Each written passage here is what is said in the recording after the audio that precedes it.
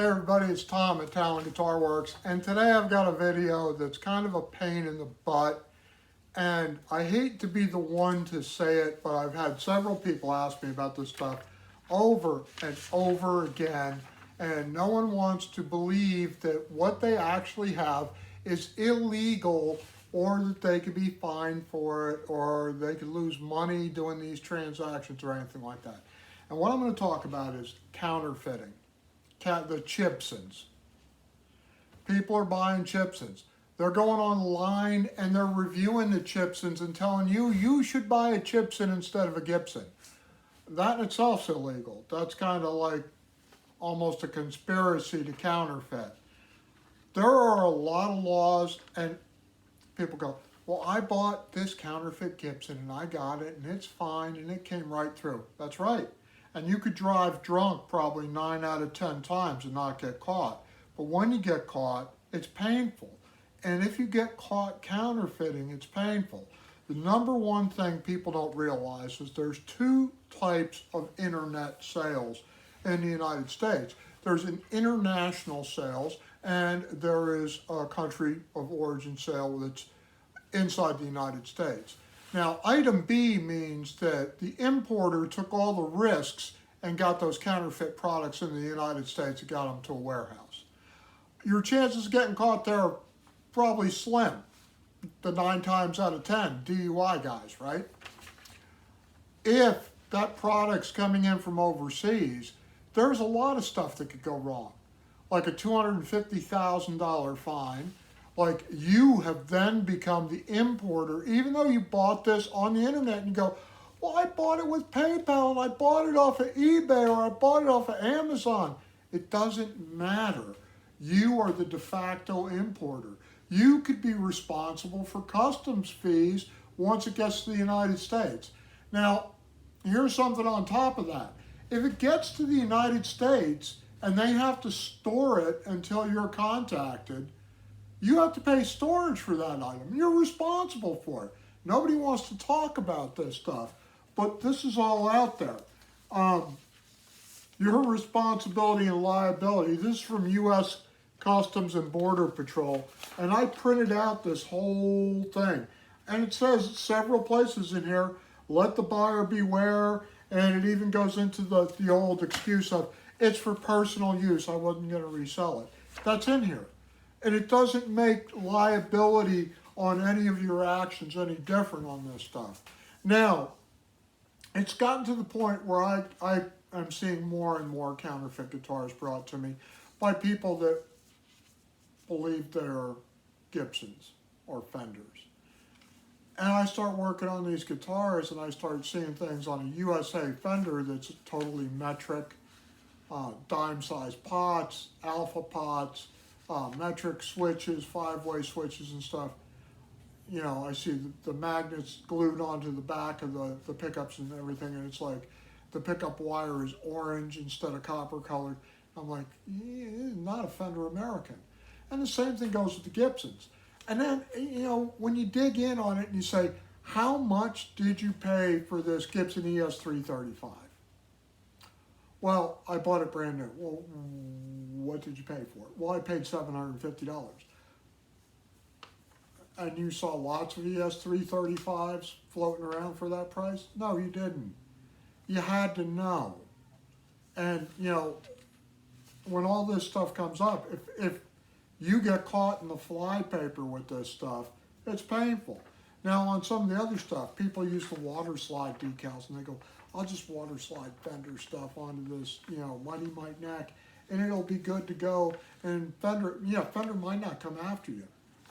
But Border Patrol could in customs.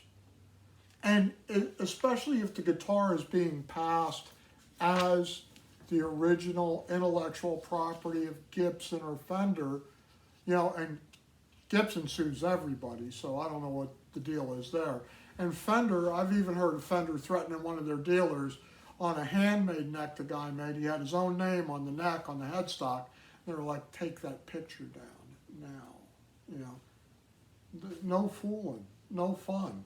And, you know, I get it, the CNC machines and the process and all that, But if you want to buy the cheaper version of the Chinese guitar, why go as far as, if you fall short and don't put the name Gibson on it, you're probably good to go.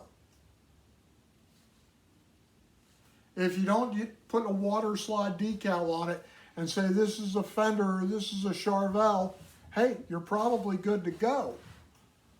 As soon as you try passing that as the original product, man, you could get into a lot of trouble really fast. There was one YouTube guy out there, I think it was Phil McKnight, that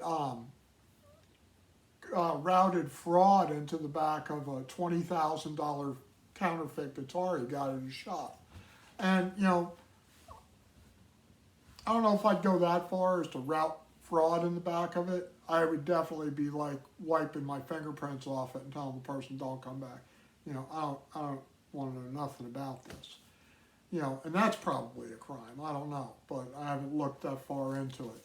But basically, if you go up on the internet, everything is there. And just because you bought it on the internet, on a US, I bought it on Amazon, I tell you, I knew nothing about this. They're going to smoke you. If the net comes down on you, then that's what they're going to do. Right now, they've estimated there was $46 billion in counterfeit fraudulent goods that came into the United States in 2023. That was like a tripling of what it was in 2022. So there's going to be a reaction, without a doubt. Somebody's going to get crushed for this stuff.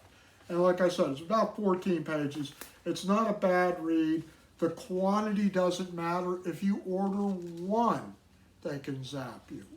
If, you know, the I don't know and the Lance Corporal salute ain't going to help. And like I said, the customs importing charges, and I'm very worried about that now because I just ordered something simple like a t-shirt. And I bought it off of Amazon through PayPal and everything looked hunky-dory. And then I got a letter in Chinese saying that my package has been shipped. Could I be charged the import fees on that package? Yeah. So could my $20 t-shirt suddenly turn into a $100 t-shirt? Yeah, probably. You know, but this is what's happening. So if you want to send the business overseas or you want to buy the cheaper version, you want to take a sharp stick and poke it in Fender and Gibson's eye, I get all that stuff. Leave the counterfeit stuff out of it. You'll be happier if you don't get caught. You know, if you get caught, you'll be happier if it didn't have, you know, the name on there, the counterfeit name on the headstock and everything else. And God bless you if you try passing it off and somebody snags you. I mean, it could be ugly. And like I said, nobody's talking, they're just talking about what great guitars they make.